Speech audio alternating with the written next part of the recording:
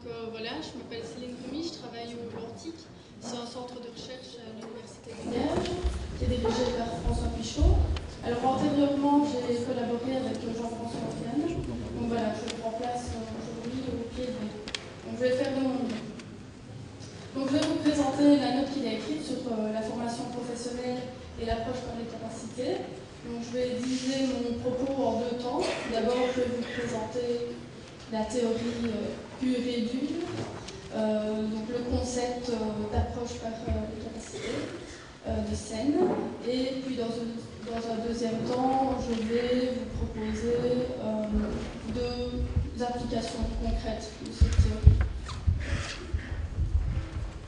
Pour introduire mon propos, donc, comme vous le savez, la formation professionnelle constitue aujourd'hui un axe central des politiques publiques d'emploi, donc des politiques en Europe.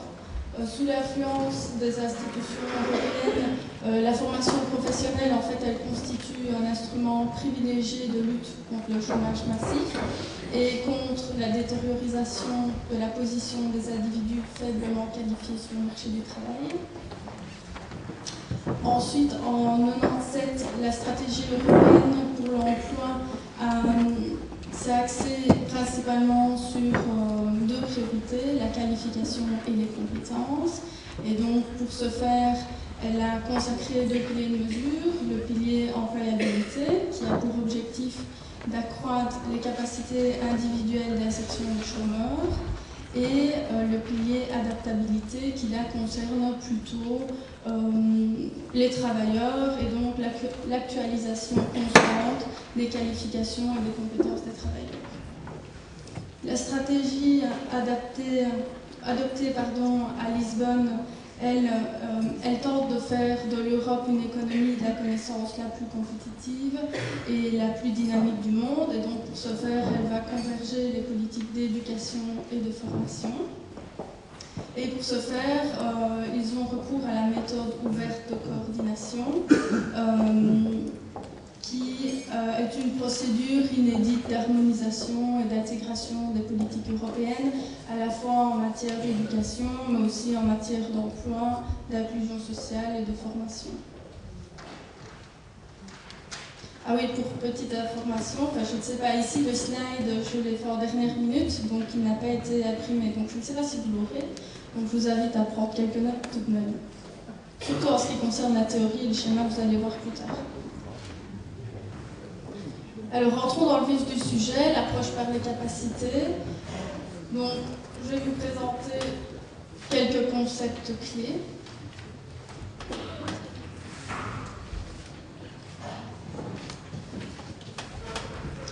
Donc, en fait, c'est une théorie qui a été élaborée par Amartya Sen, un économiste indien. Il s'est basé essentiellement, il a basé ses études sur le développement humain et donc sur le développement des capacités des individus, et il a étudié essentiellement la pauvreté en Inde. Et donc lui, il a ambitionné de repenser l'égalité entre les individus. Et donc pour ce faire, il propose un nouvel appareillage conceptuel, et donc il propose ici une base informationnelle d'évaluation en justice. En fait, la base informationnelle d'évaluation en justice, ça correspond au fait qu'il se base sur un ensemble de règles qui permettent à un individu de sélectionner des informations par rapport à d'autres informations qu'il pourrait sélectionner, et ça lui permet de juger, d'évaluer une situation par rapport à lui-même. Et donc, en fait, dans cette théorie des capacités, il y a plusieurs concepts importants. Il y a le concept de capacité, qui correspond à l'ensemble des opportunités dont dispose un individu pour réaliser ses choix d'existence. Et d'un autre côté, il y a le concept de fonctionnement. Donc c'est tout ce qui est les objectifs atteints.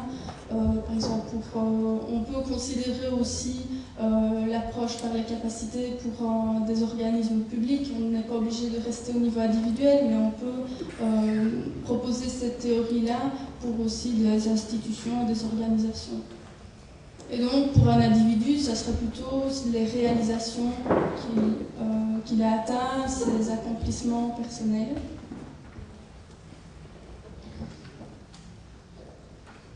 Et donc pour Sen,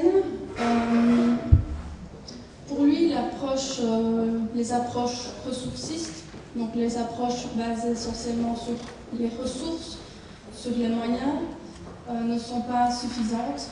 Et donc, il faut faire appel à deux critères. Les critères des résultats, donc c'est le fait qu'un individu atteigne un objectif personnel, donc qu'il puisse, par exemple ici, suivre réellement la formation ou réellement décrocher l'emploi, par exemple. Et il faut considérer aussi, à côté des résultats, les cours de vie. Donc en fait, les cours de vie, c'est tout simplement l'ensemble des résultats, l'ensemble des accomplissements de l'individu ou au niveau institutionnel d'un organisme.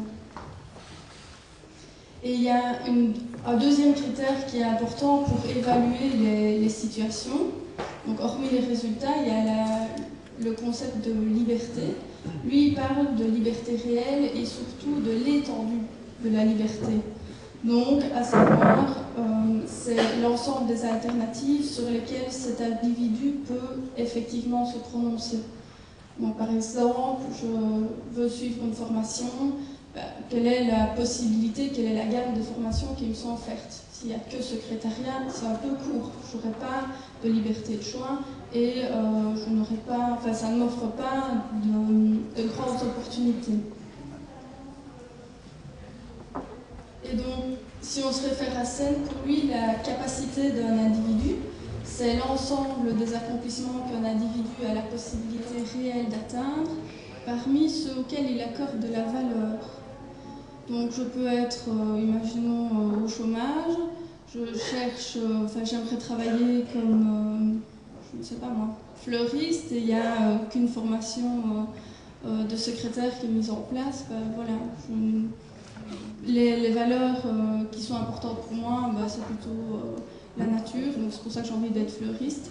Et ici, je ne pourrais pas faire en sorte d'y arriver, je ne pourrais pas atteindre mon objectif, parce qu'il n'y a pas assez d'opportunités.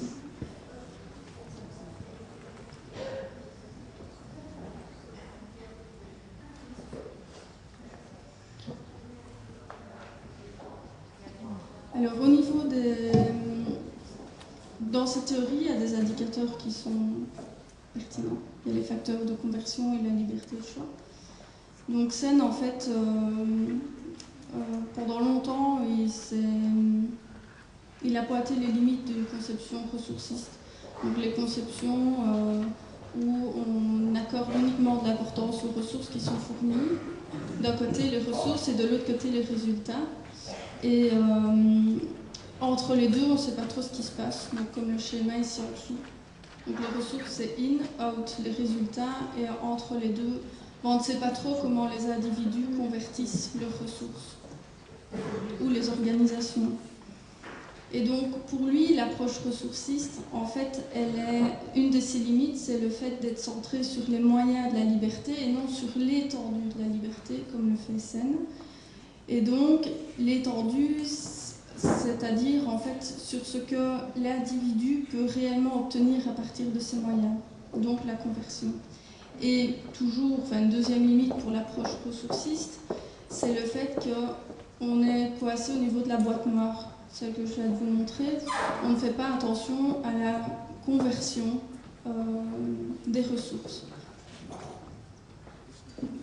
Donc ça, c'est un deuxième défaut. Et donc pour dépasser ces limites-là, l'approche par les capacités, ou l'AC, c'est comme ça qu'on peut l'appeler aussi, elle se base sur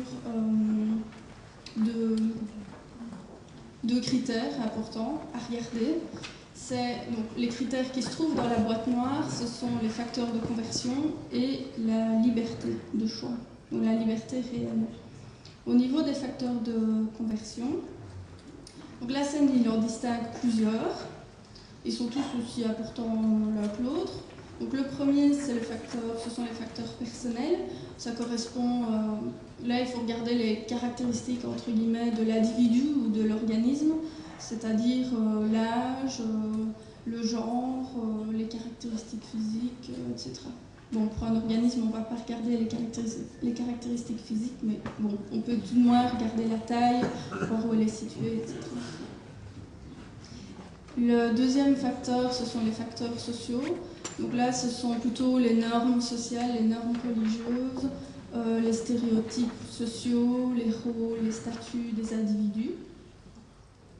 Et les derniers facteurs, ce sont les facteurs externes ou environnementaux.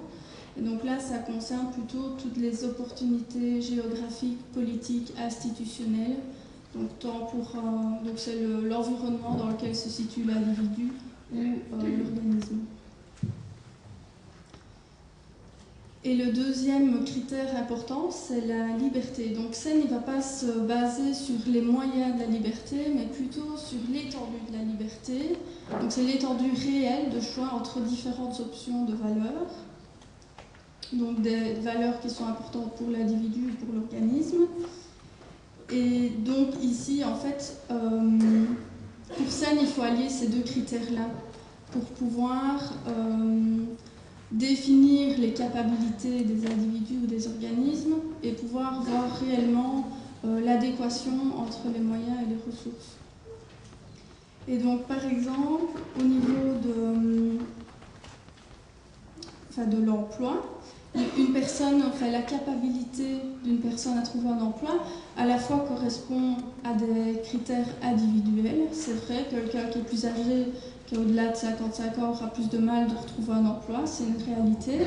Mais aussi, il y a une deuxième dimension qu'il faut tenir compte, à laquelle il faut tenir compte, c'est la responsabilité collective de la société. Et donc là, on fait intervenir tous les facteurs sociaux, externes et environnementaux. Et donc, pour SEN, le sens négatif de la liberté, ce serait l'employabilité, au sens restrictif du terme. Donc, le fait que c'est la seule responsabilité de l'individu de trouver un emploi. Et donc, se mettre en avant les contraintes liées au travail. Et donc, à côté de ça, une approche qui privilégie, vous avez sûrement déjà entendu parler, ce sont les marchés transitionnels du travail, où là, plutôt, on fait intervenir les capacités des individus, on fait intervenir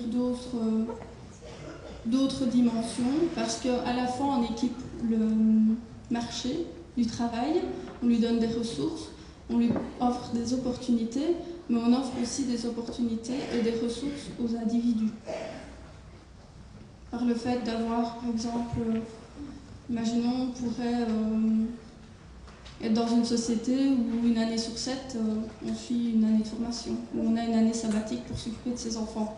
Il y a une liberté de choix et ça permet aux travailleurs de pouvoir allier diverses dimensions, à la fois le travail, à la fois la vie privée et puis l'envie de se former éventuellement.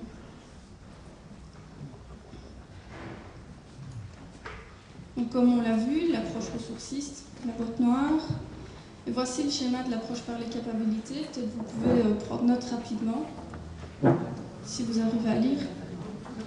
Donc il y a d'un côté les ressources, la boîte noire en fait qui correspond aux capacités ou capacités des individus. Et ces capacités-là on peut les définir en regardant les facteurs de conversion et la liberté de choix de l'individu. Et alors, on voit au final ce que ça donne comme résultat. Et donc, une petite précision par rapport à la liberté de choix. Donc, la liberté réelle, elle doit s'évaluer à l'aune de deux critères. Enfin, il faut à la fois étudier l'aspect d'opportunité, donc regarder les